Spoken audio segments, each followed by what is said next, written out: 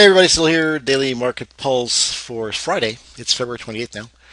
So, wow, markets were up. I think I recall seeing the futures and the Dow like up triple digits, like it was 90. I think it might have hit 100 points at one point. I'm not even sure, but and then I looked and wham, they wiped it out. It was back to zero. So naturally, with that sort of movement and volatility, that usually means volume is higher typically. And so as a consequence, even though the indexes were green literally all day, they end up mixed. So interesting finish to a week and how they finished this off. But they were running into essentially a little bit of resistance, I believe, based on a Fibonacci extension at the 1272. So that's probably what it was. A little bit of profit taking here, probably a little bit of a pullback maybe. In store. It might already be done. They may just resume it on Monday. We'll find out. But let's look at the charts. Okay, so here's the Dow. You can see that large upper shadow there. It got right into that 1272 and then retraced back down a little bit. So it broke out, of course, as we know, 16,200 yesterday. Decent move there, and then it continued on today. Moving averages are still the 50 rising with the 20 really lagging behind. The 8's now just crossing. So it's going to be fine. I believe this is going to get back to the 1272. It might even push into the 16,700 range where the 1671 is. I mean, it's got a shot to that, no question about it. That's where the channel is. That's where everything else is. It's all coming along just fine. Okay, S&P you can see also broke out yesterday. It was moderate over that 1850 level, but it went quite a bit higher today and then came back down. It ends up finishing as a spinning top, which gives you a little bit of indecision, a little bit of maybe profit taking, but the support area is 1850. That's the polarity. That's going to be the key. The 8 moving average by Monday will be right in there. So that 8 moving average 1850 level will be key for them to hold. If they cannot hold that, then you're looking to come down back toward 1810, 1815-ish, where the moving averages reside as well. So that'll be a falling off the roof if that's the case. Otherwise, once again, the 1272 is in reach at 1880. The Dow's already tagged it once, but the S&P not. And then, of course, further room to 1900 if they can ever get it up there. NASDAQ, you can see here, right into that channel area 4350, right at the top of the channel, forms a what looks like a little bit of a shooting star. It's not official because the shadow may not be that big, or at least the lower body in particular is not quite as clean as you'd want it to be, but still more doji-like still. So indecision, profit taking once again. So critical 8 moving average will be key still as well, but all the way down to 4250 in this case where the polarity change occurred. Okay, TSX continues its grind sideways, shooting star, bearish engulfing, and then a doji, and then really nothing, and then another shooting star today. So all kinds of sell signals it appears, but it looks more like profit taking, holding above the 8, holding above 14,000. Nothing ominous here. It's got to have a bigger red candle likely or a close below all these series of lows for it to be a little more of a sell. And even then, like I said, you're back to 14,000, which is not that far away. It's 200 points, mind you. That could happen in one big thrust. So just keep an eye on it. It still looks okay from the bullish side standpoint. All the moving averages are rising. Everything looks solid. U.S. dollar, Canadian dollar back to the 20-day moving average. It didn't quite make it back to where I thought it might. I thought it might go back and swipe up there. It doesn't look like that's the case right now. Just right there at 105, 106, 107. Looks like it may want to come back down toward 110 once again or lower. Euro, on the other hand, different story. It's been consolidating. We talked about it. It tagged to 50. It tagged to all kinds of support. We were expecting a bounce, and look at that bounce. It was solid, right back to the target up above.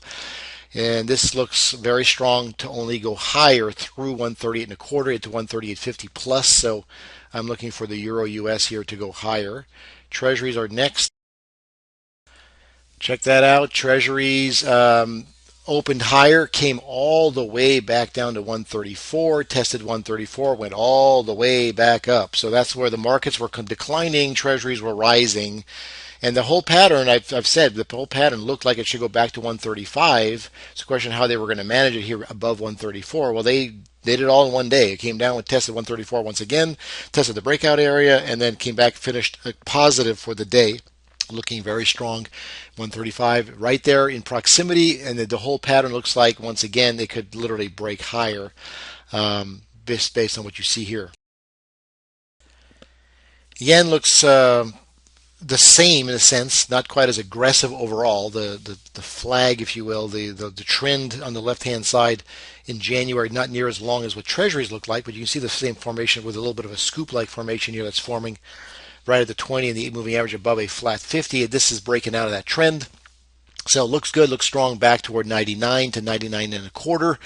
I like the yen here for sure on that side as well. And usually when we see the yen, typically in the treasuries higher, markets typically are dipping. So it seems to have that kind of that inverse correlation. So let's see what happens here on Monday if the yen actually goes higher. Gold continues its little bit of consolidation around the 8 moving average and the 1320 area, which was the original target. It hit the target, went through, came back, now testing that level.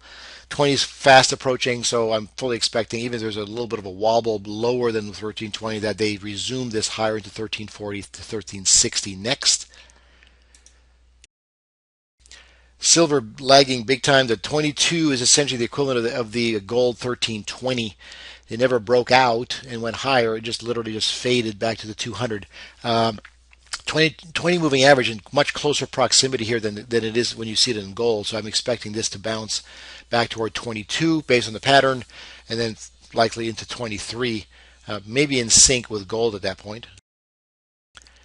Gold continues its chop sideways for 8 consecutive days. It's right above the 8 moving average, but stuck right there at 103. It had a decent move near the end of the day today, looking like it wants to break higher. So 103 above, it looks like the breakout area, of course, looking to go to 105, 108, 110, perhaps in those sequential orders. It could always drop back toward 101 again. It did it one day just earlier this week. It may do it again, but right now everything looks still very, very bullish to break out to the upside at some point. If not Monday, it'll be sometime in the near future.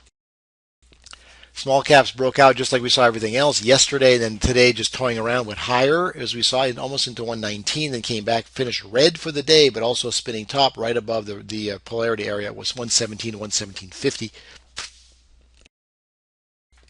And so once again, a little profit taking, probably a little bit of a breather. We just talked about that and everything else, the S&P, everything else. So there could be a pullback toward 116, in which case we're looking at, we saw treasuries could go higher, we saw yen could go higher. So that's probably the theme here for Monday and maybe going into Tuesday as well. The moving averages, you see the 50 and the 20 are below, still rising, but the 20 is still below the 50. So the actual official strength of this intermediate trend is not there, but they are rising. So there's actually inherent trend, uptrend strength everywhere, long term, intermediate, short term as well. The interesting thing is with that little sell-off at the end of the day and so on is that there's no fear. I mean, there's nothing going on here in the VIX. I mean, it's just stuck between 1450 and 1350, if you will.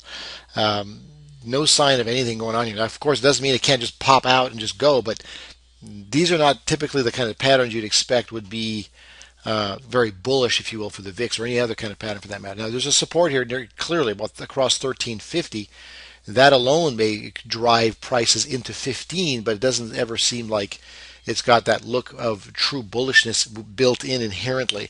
It would probably have to do that, break above 15 with a good solid green bullish candle. In that case, then we'd say, okay, it's going to 17. But right now, there isn't really anything inherent at the moment anyway. Just some indecision, some just sitting here very quietly waiting for the next move. It's almost like they are waiting for what the market's going to do.